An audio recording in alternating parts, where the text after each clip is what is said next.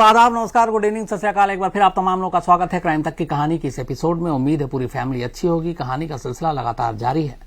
आप लोगों के मेल, सुझाव, सिफारिशें, फरमाइशें सभी कुछ आ रही हैं और कोशिश यही हो रही है कि जितने भी लोग अपनी फरमाइश भेज रहे हैं उनको बारी बारी से पूरा करने का वक्त है। तो जैसे जैसे बारी आएगी हर एक की कहानी सुनाता जाऊंगा। एक लंबी लिस्ट तैयार हो चुकी है और वादा है कि वो सारी लिस्ट एक एक कर जल्दी पूरी होगी। आप लोगों के इसी तरह से मेल लिखने के लिए शुक्रिया, क्योंकि बहुत सारी ऐसी कहानियां होती हैं जो आप लोगों के जरिए पता चलती हैं और फिर मैं आप ही लोगों तक उसको वापस परोस देता हूं। तो ये टू वे एक तरह से कम्युनिकेशन है। अच्छा इसीलिए लगता है, सोशल मीडिया की ताकत भी यही है। टीवी में अमूमन ये होता है कि एक शख्स बोलता रहता है, अपनी तरफ से सिर्फ बोलता जाता है, जैसे मैं बोलता रहता हूँ। यहाँ पे दोनों तरफ से बात होती है। कहानी सुनाता हूँ, आप अपनी राय देते हैं, सुझाव देते हैं, शिकायतें करते हैं, कई बार नाराज होते हैं, कई बार खुशी जताते हैं। तो अच्छा लगता है। वापस मैं भी फिर आप लोगों को जवाब देता हूं और अब इधर कोशिश कर रहा हूं बहुत सारे लोगों के मेल जो हैं वो लगातार उनका जवाब दे रहा हूं। आज की कहानी सुनाने का मकसद मेरा एक है। क्राइम की दुनिया में और क्राइम रिपोर्टिंग और क्राइम की कहानियों में हमेशा निगेटिव चीजें बहुत होती हैं। दुख, तकलीफ, अफसोस। जिसके साथ भी क्राइम होता है एक तरह से उसकी पूरी दुनिया बदल जाती है। लेकिन कुछ कहानियां ऐसी होती हैं जो हौसला देती हैं, जिनसे बहुत कुछ सीखने को मिलता है। आज की ये कहानी ऐसी एक नसीहत है हौसला देने की कि हालात चाहे जैसे भी हों, अगर आपने ठान रखी है कि जिंदगी जीना है और जिंदगी की जंग को हारना नहीं है तो कोई भी चीज नामुमकिन नहीं है। ये कहानी अपने आप में एक मिसाल है कि एक लड़की जिसके सामने एक वक्त ऐसा आया कि अब लगा दुनिया खत्म है, उसके सपने मर चुके हैं और अब शायद वो सिर्फ दूसरों के सहारे के ऊपर जिंदा रहेगी। उसने हिम्मत नहीं हारी और उसने कहा कि वो जी कर दिखाएगी, और न सिर्फ जी कर दिखाएगी बल्कि ये बताएगी दुनिया को कि जिंदगी जी कैसे जाती है। आप में से बहुत सारे लोगों ने नाम सुना होगा, प्राउड फील करना चाहिए हमें। अरुणिमा सिन्हा, उत्तर प्रदेश की एक लड़की, एक निहायत होनहार अच्छी स्पोर्ट्स पर्सन, नेशनल लेवल पे बास्केटबॉल खेलने वाली, एक बेहतरीन पर्वतारोही आगे चलकर, जिसने इस दुनिया की सबसे ऊंची चोटी को छुआ। हिमालय की बात कर रहा हूं मैं। अरुणिमा सिन्हा, उत्तर प्रदेश में एक जगह है अंबेडकर नगर, जहां पे अरुणिमा की पैदाइश हुई, जन्म हुआ एक आम परिवार में। पिता सेना में थे, लांस नायक थे। पढ़ाई लिखाई में तेज थी। पढ़ाई लिखाई उसने अपने उसी इलाके से शुरू की। बचपन से ही शौक था खेल का, तो पहले फुटबॉल खेला, फिर बास्केटबॉल खेला। बास्केटबॉल में स्टेट को रिप्रेजेंट किया, इंडिया को रिप्रेजेंट किया, नेशनल लेवल पे खेला। लेकिन एक सपना था ऊंची ऊंची पहाड़ियों की चोटी पर पहुंचना और उनकी उन ऊंचाइयों को मात देना। बहुत सारे लोगों का ये जुनून होता है शिखर पर पहुंचने का, तो शिखर पर पहुंचना उसका भी मकसद था और बहुत कुछ सपने थे उसके। बचपन से ही तेज तर्रार। एक बार उसकी बहन को कुछ लड़कों ने गाली दे दी, उसने पलट के उनको पिटाई कर दी थी। स्पोर्ट्स पर्सन थी, नाइंसाफी और जुल्म सह नहीं सकती थी। ऐसा लगता था कि उसका बहुत अच्छा करियर होगा, आगे जिंदगी में सब कुछ अच्छा होगा। लेकिन कई बार वक्त ऐसे पलटता है कि हमें उसका एहसास भी नहीं होता कि वक्त कब पलट गया। 23 साल की उम्र थी सिर्फ अरुणिमा सिन्हा की, जब उसके सामने पूरी जिंदगी पड़ी थी। जिंदगी की सारी कामयाबी शायद उसका इंतजार कर रही थी, और तभी एक रात ऐसा कुछ होता है कि उसकी पूरी जिंदगी पलट जाती है। कॉलेज से पढ़ाई के बाद अरुणिमा ने सीआरपीएफ में नौकरी के लिए अप्लाई किया था और उसका एक टेस्ट था। टेस्ट देहरादून में था। 11 अप्रैल 2011, 11 अप्रैल 2011 अरुणिमा लखनऊ से पद्मावत एक्सप्रेस ट्रेन पकड़ती है। 11 अप्रैल 2011 को लखनऊ से पद्मावत एक्सप्रेस ट्रेन में बैठती है और देहरादून जा रही होती है। रात का वक्त था, करीब 1 बजे होंगे। अचानक उस ट्रेन की बॉगी में कुछ गुंडे घुस जाते हैं। देखते हैं एक अकेली लड़की को बैठी हुई। ट्रेन में बहुत ज्यादा उस वक्त भीड़ नहीं थी। उन्हें लगता है ये आसान शिकार है। सोने का चेन और कुछ अंगूठियां पहनी हुई थी अरुणिमा। गुंडे उसके पास जाते हैं और ताकत के बल पे उसे लूटने की कोशिश करते हैं, गले का चेन छीनने की कोशिश करते हैं, अंगूठी उठाने की कोशिश करते हैं। अरुणिमा एक खिलाड़ी थी, स्पोर्ट्स पर्सन थी, जिंदगी में हारना नहीं सीखा था। उस रात भी जब गुंडों की तादाद ज्यादा थी और वो अकेली थी, निहत्ती थी, फिर भी उसने हार माननी मंजूर नहीं की। उसने उन गुंडों का मुकाबला किया, खुद को लुटने से बचाने के लिए जिस हद तक लड़ सकती थी लड़ी, लेकिन गुंडों की तादाद ज्यादा थी, अरुणिमा अकेली थी। आखिर में गुस्से में गुंडे की एक लड़की किस तरह से उसका मुकाबला कर रही है, कैसे वो उनके लूटने के मकसद के बीच में आ रही है, उनको गुस्सा आ जाता है। वो उसको जबरन उठाते हैं और चलती ट्रेन से अरुणिमा सिन्हा को रात के अंधेरे में, करीब 1 बजे का वक्त था, चलती ट्रेन से बाहर फेंक देते हैं। सोचिए, चलती ट्रेन की रफ्तार 60, 70, 80 किलोमीटर, और ट्रैक पे क्या होता है, लोहे की पटरी होती है, पत्थर होते हैं। तेज रफ्तार ट्रेन से रात के अंधेरे में अरुणिमा को फेंक कर वो गुंडे वहां से निकल गए। यह वाकया है बरेली के आसपास का, बरेली से कुछ दूर का। जब वो ट्रेन से नीचे गिरी, पटरी पे गिरी, एक पैर कटकर अलग हो गया, दूसरा पैर बुरी तरह से लहूलुहान, स्पाइनल कॉर्ड की 2 हड्डियां टूट गईं। पटरी के किनारे किसी तरह घिसटते हुए पहुंचती है, क्योंकि ट्रेन के आने जाने का सिलसिला था वो। लेकिन अपने आप को जब वो गिरी तो चोट जब लगी तो उसने अपना होश खोया थोड़ी देर के लिए, और उसी दौरान में एक पैर उसका पटरी पर था। एक ट्रेन ने उस पैर को काटते हुए निकल गई। पैर का एक हिस्सा दूसरी तरफ था, आधे पैर कटे हुए के साथ लहूलुहान अरुणिमा दूसरी तरफ थी। जान और हिम्मत इतनी नहीं थी कि वो उठ सके, रेंग सके, चल सके। फिर भी उसने उस हालात में भी जितनी मदद की अपील, गुजारिश चीख सकती थी कि कोई मेरी मदद करो, कोई मुझे बचाओ, रात के अंधेरे में वो चीखती रही, रोती रही। लेकिन आसपास में सन्नाटा था, ना कोई बस्ती थी, ना कोई बस्ती वाले थे, रात का अंधेरा था। करीब 7 घंटे तक वो यूं ही पटरी के किनारे पड़ी रही, बट उसे इतना होश था कि हर आती जाती ट्रेन की गिनती गिन रही थी वो। इन 7 घंटों में अरुणिमा के पास से उस पटरी से कुल 49 ट्रेनें गुजरी। 49।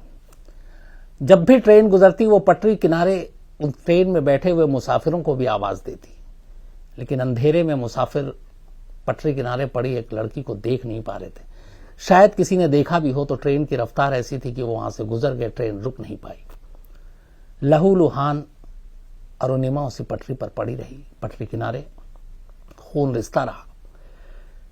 बायां पैर आधा कटकर पटरी के बीच में पड़ा था। बीच बीच में जब ट्रेन नहीं गुजरती तो वो देख रही होती, जो उसका आधा पैर कट के पटरी के बीच में पड़ा था, उस पटरी के बीच में कुछ चूहे आ रहे थे और उस कटे हुए पैर को कुतर रहे थे, और वो अपने ही पैर को कुतरते हुए चूहों के जरिए अपनी आंखों से देख रही थी। 7 घंटे गुजर गए, सुबह हुई। पटरी के आसपास कुछ खेत थे, गांव वाले अपने खेत पे काम करने के लिए आए। कुछ गांव वाले पटरी पे चलते हुए सफर करते हैं, उन्हीं में से कुछ गांव वालों की नजर अरुणिमा पे पड़ी। मंजर बेहद भयानक था। एक आधा पैर कटा हुआ पटरी के बीच में, आधे पैर के बिना लहूलुहान, लगभग बेहोश अरुणिमा दोनों पटरियों के किनारे पड़ी हुई है। गांव वालों ने मदद की आवाज दी, लोगों को और बुलाया, और फौरन फिर पुलिस को खबर दी। पुलिस आई, बरेली के अस्पताल में ले जाया गया। अरुणिमा अब भी होश में थी। अस्पताल में ले जाने के बाद डॉक्टरों ने देखा, वो हैरत में थे कि यह जिंदा कैसे है। 7 घंटे तक खून रिसता रहा था, पैर कटा हुआ था, पैर अलग हो चुका था, उसके बावजूद वो जिंदा थी, क्योंकि शायद जिंदगी जीने की उसके अंदर लालसा थी। डॉक्टरों ने देखा, उसके बाद उन्होंने कहा ऑपरेशन करना पड़ेगा। कटे हुए पैर की कुछ ऐसी चीजें थी जिसको ऑपरेशन करके और बैंडेज बाकी चीजें करनी थी। लेकिन वहां पे भी मुसीबत ये आ गई कि अस्पताल के पास एनेस्थीसिया नहीं थी जिससे उसको बेहोश किया जा सके। डॉक्टरों की इस परेशानी को अरुणिमा ने समझ लिया। उसने डॉक्टर से कहा कि कोई बात नहीं, आप बिना एनेस्थीसिया के अपना काम कीजिए। इतना जख्म, इतनी तकलीफ सह चुकी हूं पिछले 7 घंटों में कुछ और सह लूंगी। डॉक्टरों ने उसकी हिम्मत को देखा। खून भी रोकना जरूरी था। डॉक्टरों ने बिना एनेस्थीसिया के अपना काम किया, ऑपरेशन किया। लेकिन एक्सीडेंट जो था वो गंभीर था। उन्होंने कहा कि इसके इलाज के लिए दिल्ली भेजना पड़ेगा। इसके बाद उसके घर वालों को खबर दी गई। घर वाले आते हैं, फिर दिल्ली के एम्स अस्पताल में ले जाते हैं। एम्स में जाने के बाद नए सिरे से इलाज शुरू होता है। बायां पैर कट चुका था, दाहिना पैर भी जख्मी था, उसमें 2 लोहे के रॉड डाले गए। स्पाइनल कॉर्ड 2 जगह से इंजर्ड था, फ्रैक्चर था, उसका इलाज चला। अब अरुणिमा की जिंदगी एम्स के एक वार्ड में थी। वक्त बीतता गया, 4 महीने तक वो एम्स के अस्पताल में रही। डॉक्टर भी हैरान थे कि वो जिंदा कैसे है। लेकिन इन 4 महीनों ने अरुणिमा की जिंदगी और उसकी सोच बदल दी। उसी एम्स के एक वार्ड में लेटे लेटे उसने तय किया कि वो जिएगी, और न सिर्फ जिएगी बल्कि दुनिया को दिखाएगी कि एक अपाहिज भी उसी तरीके से जी सकता है जैसे एक पूरा संपूर्ण इंसान जी सकता है। उसकी सोच ये थी कि इंसान हाथ पैर शरीर से विकलांग नहीं होता, बल्कि मानसिक रूप से ही विकलांग हो सकता है। अगर उसने अपनी सोच बंद कर दी तो फिर वो विकलांग है। उसने कहा कि मुझे मालूम है मेरा एक पैर नहीं है, लेकिन फिर भी मैं हार नहीं मानूंगी। 4 महीने में वो फैसला कर चुकी होती है, और पहला फैसला ये था कि इस अस्पताल से निकलने के बाद वो पर्वतारोही का कोर्स करेगी। और जो पहली भारतीय महिला थी जिन्होंने एवरेस्ट को छुआ था, जीता था, उनके बारे में सब कुछ पता किया। और उसने तय किया कि अस्पताल से निकलने के बाद वो सीधे वहीं जाएगी। 4 महीने बाद अरुणिमा को अस्पताल से छुट्टी मिली। उसने सीधे उस पहले भारतीय महिला पर्वतारोही का पता ढूंढा, उनके पास गई, बोला मुझे ट्रेनिंग चाहिए। पर्वतारोही का क्लास उसने पहले भी किया था। उसके बाद उसने सख्त ट्रेनिंग ली। ट्रेनिंग लेने के बाद उसने कहा कि अब वो दुनिया की सारी ऊंची चोटियों पे जाएगी और उन्हें जीतेगी। इसके बाद 7 समिट्स, जो दुनिया की सबसे 7 ऊंची चोटियां हैं पहाड़ों की, अरुणिमा ने उनको चुना कि वो वहां जाएगी और उन चोटियों को फतेह करेगी। उसने माउंट अकांगुआ साउथ अमेरिका में 22,837 फीट ऊंचाई पर उसको छुआ जाकर। फिर वापस जाती है कॉस्टन पिरामिड इंडोनेशिया में 16,024,000 फीट पर। माउंट विंसन अंटार्कटिका 16,050 फीट पर। किलिमंजारो अफ्रीका 19,340 फीट पर। कोजियास्को ऑस्ट्रेलिया 7,310 फीट पर। और आखिर में उसका बस एक ही सपना था, और वो सपना था दुनिया की सबसे ऊंची चोटी एवरेस्ट को छूना। 2016 में अरुणिमा का ये सपना भी पूरा हुआ, लेकिन ये सपना यूं ही पूरा नहीं हुआ। उसके 2 पैर में से एक पैर कट चुका था।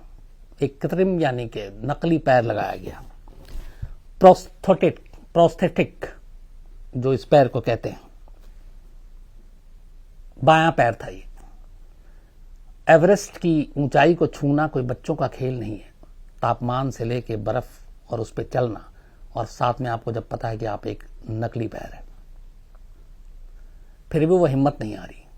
रास्ते में वो नकली पैर तक निकल गया, खून गिर रहा है, फिर भी हिम्मत नहीं आ रही। उसने कहा वो पीछे नहीं लौटेगी। और उसी हालत में, उसी जख्मी हालत में वो लास्ट में एवरेस्ट पे पहुंचती है। एवरेस्ट पे की चोटी को छूती है, तिरंगा फहराती है, वापस आती है, और हिंदुस्तान की पहली ऐसी महिला बनती है जो कि विकलांग है जिसने एवरेस्ट को छुआ। वो इंडिया की देश की पहली महिला है जिसका एक पैर नहीं, जो विकलांग है, उसके बावजूद उसने एवरेस्ट की चोटी को छुआ। ये थी कहानी अरुणिमा की।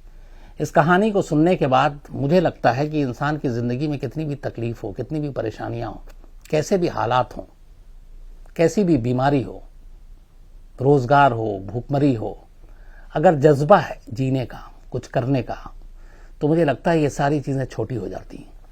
आदमी अगर एक बार ठान ले कि उसे क्या हासिल करना है, क्या पाना है, तो मुझे लगता है कि दुनिया में कोई भी चीज नामुमकिन नहीं है। ये मैं डायलॉग नहीं बोल रहा हूं, ये इसलिए बोल रहा हूं कि हमारे आसपास ही इस दुनिया में, हमारे देश में ऐसे बहुत सारे लोग हैं जिन्होंने ये करके दिखाया। तो अगर हमारे जैसे दूसरे इंसान ये कर सकते हैं तो हम लोग क्यों नहीं कर सकते? बिल्कुल कर सकते हैं। लेकिन बात वही है कि हम कितनी ईमानदारी से अपने उस जज्बे को, अपने उस सपने को पूरा करने की कोशिश करते हैं, कितनी ईमानदारी से। तो ये थी कहानी अरुणिमा की। अरुणिमा एक खेल संस्थान यूपी में बनाना चाहती है, और एक और ख़ास बात यह है कि बहुत सारे अनाथ और विकलांग बच्चों को गोद लिया है और उनकी मदद कर रही है। जो खेल संस्थान बनाना है उसके लिए काफ़ी पैसे चाहिए, कोशिश कर रही है। ये उन्नाव के बेथर गांव में शहीद चंद्रशेखर आजाद खेल एकेडमी, तो इसको इस्टेब्लिश करने में अरुणिमा इस वक्त मदद कर रही हैं। नेशनल गेम्स पैरा में वो 100 मीटर की दौड़ में गोल्ड मेडल जीत चुके हैं। तो इतनी टैलेंटेड, इतनी बड़ी हादसा, इतना बड़ा हादसा हुआ, वो चाहती तो शायद एक बेसहारा और दूसरे के ऊपर डिपेंडेंट अपनी जिंदगी गुजार सकती थी, लेकिन नहीं, अपने शर्तों पे अपने तरीके से जिंदगी जीने का फैसला किया, और न सिर्फ फैसला किया बल्कि वो कर दिखाया जिससे हम सबको सबक लेनी चाहिए। तो ये कहानी इसीलिए सुनाई ताकि कुछ प्रेरणादायक कहानी भी आप लोगों तक जरूर आनी चाहिए। और ये भी है कि मैं कभी मिला नहीं हूं अरुणिमा सिन्हा से, लेकिन कोशिश करूंगा कि एक बार जरूर मुलाकात करूं, और आप में से भी अगर कोई मिले या मदद करना चाहे उनकी तो जरूर कीजिएगा, क्योंकि ऐसे लोगों को हमेशा हौसलों की और ऐसे लोगों को हमेशा आगे बढ़ने के लिए उनको मदद देने का काम सबसे नेक काम होता है। तो ये कहानी यहीं तक, लेकिन मैं आगे कुछ कहूं उससे पहले बहुत सारे लोगों की शिकायत थी, इसलिए कुछ नाम। अद्वैत इनामदार हैं जिन्होंने एक फरमाइश की है। उत्कर्ष सिंह सिकारवर हैं। तूतन खामेन की कहानी सुनना चाहते हैं। मिस्र के एक राजा थे, बड़ी उनको लेके बहुत सारी अलग अलग चीजें हैं। नीरज, इसके अलावा नेहा रजक हैं। कनन शिवम हैं। नेहा रजक ने भी एक कहानी की फरमाइश की है, और हालांकि ये मेरी ही कहानी सुनना चाहती हैं। चलिए, कभी पक्का वादा है सुनाएंगे। कनन शिवम हैं दोहा कतर से, और इन्होंने लिखा है कि ओनिबा और शरीक में जो भी मदद हो सकती है वो करेंगे। थैंक यू वेरी मच आपका। आनंद गुप्ता हैं। डी सिंह राठौर हैं। इनका यह है कि क्या यहूदी कोई अलग धर्म है, ईसाई और यहूदी में क्या फर्क है, एक है। राठौर साहब किसी दिन ये कहानी आपको सुनाता हूं। इरफान रजानी हैं और अमेरिका से हैं। कहानी सुनी है इन्होंने और मेल लिखा है, कुछ फरमाइश भी है। निकिता अग्रवाल हैं। आफ्ताब चौधरी हैं। कुमार, इसके अलावा आयुष कुमार हैं। मोनिशा साहू हैं। जोगिंदर सिंह हैं। स्टीव रॉजर्स हैं। जसवीर सिंह लाढ़र हैं। हरपाल सिंह हैं। मयूर थोले हैं। और ये मयूर थोले हैं जिन्होंने फरमाइश की थी कि अरुणिमा सिन्हा की कहानी सुनाएं। तो थैंक यू मयूर, ऐसी प्रेरणादायक कहानी को सजेस्ट करने के लिए। विवेक सागर हैं। प्रतिम पाठक हैं। पौरावी पाटिल हैं। हरपाल सिंह हैं। प्रथमेश गोवंदे हैं। अरुण कुमार मंडल हैं। दृष्टि नानावती हैं। कमलजीत वालिया, अमन कुमार, चेतन अग्रवाल, प्राग मेहता, सूरज राणा, अमरजीत मनचंदा, रंजीत सिंह सिद्धू, कार्तिक सिंह, अर्नब कुमार, गिरीश पिलानकर, संजय मकवाना, सुनील लाखा, रोहित रेको, अनिल कुमार, तौलिका रुइया, सुनील लाखा, आशीष पटेल। आप सबने अलग अलग फरमाइश की है। मैंने जैसे शुरू में कहा कि एक एक हर एक की फरमाइश पूरी होगी। उम्मीद है आज आपके ये कहानी पसंद आई होगी। आप में से आपके पास और भी जो लोग इस तरह की कहानियां सुनना चाहते हैं, आप जरूर सजेस्ट करें, बताइए। मैं कोशिश करूंगी आपकी फरमाइश पूरी करूं, और जहां जहां आपको लगता है गलती है वो भी सुधारिए। एक हाँ, मुझे बहुत दिनों से मैं भूल रहा था बताना। एक कहानी सुनाई थी कि कैसे करगिल के वॉर में हमारे पाकिस्तान के एक जवान को, शेर खान, एक भारतीय अफसर के रिकमेंडेशन पे वहां का सबसे बड़ा निशाने, वो जो अवार्ड है पाकिस्तान का सिविलियन, वो मिला था। तो कई लोगों ने कहा था जनरल बाजवा पाकिस्तान के सेना अध्यक्ष। एक बाजवा हमारे यहां भी है, वो जनरल नहीं है, एग्जैक्ट उनका डिजिग्नेशन जो है वो इस वक्त मुझे याद नहीं आ रहा, लेकिन वो भारतीय थे जिनके कहने पर ये अवार्ड मिला। तो उनका मैं एग्जैक्ट आपको नाम बताता हूँ। हमारी टीम में एक अंकित यादव है, इंडिया टुडे में आप देखते होंगे, होनहार रिपोर्टर। तो ये कहानी उन्होंने बताई थी। ये आर्मी अफसर है brigadier MPS Bajwa. MPS Bajwa brigadier हैं ये, और एमपीएस बाजवा के कहने पर ही पाकिस्तान के उस आर्मी अफसर शेर खान को पाकिस्तान का सबसे बड़ा जो अवार्ड है वो दिया गया था। तो वो पाकिस्तान के जनरल नहीं थे बल्कि इंडिया के जनरल बाजवा थे, नंबर 1। नंबर 2, एक दिन एक कहानी में बहुत गलती से, जिसका मुझे बहुत अफसोस है, उसका भी मैंने गलती अभी तक नहीं सुधारी, क्योंकि लगातार बीच में भूल जाता हूं, ट्रैवल भी बहुत है। मैंने अपने पूर्व जो फॉरेन मिनिस्टर थे ये कहा था कि वो उनकी मौत हो चुकी है, हालांकि तब वो कोमा में थे, और मैंने वक्त से पहले ये कहा था, वो मेरी गलती थी, उसके लिए भी माफी चाहता हूं। तो ऐसी ऐसी जहां जहां पे कुछ गलतियां आप लोगों को लगती है, आप बताते हैं, मुझे अच्छा लगता है, और गलतियां हमेशा एक्सेप्ट करने में जरा सा भी संकोच नहीं करना चाहिए, क्योंकि वैसे भी फैमिली के साथ क्या संकोच करना। तो अच्छा लगता है, थैंक यू वेरी मच। इसी तरह आप हौसला बढ़ाते रहें, अपनी फरमाइश भेजते रहें, अपनी शिकायतें भेजते रहें, हमारी गलतियों की तरफ हमारा ध्यान दिलाते रहें। फिर मुलाकात होगी किसी नई कहानी के साथ, तब तक अपना ख्याल रखिए। Thank you very much.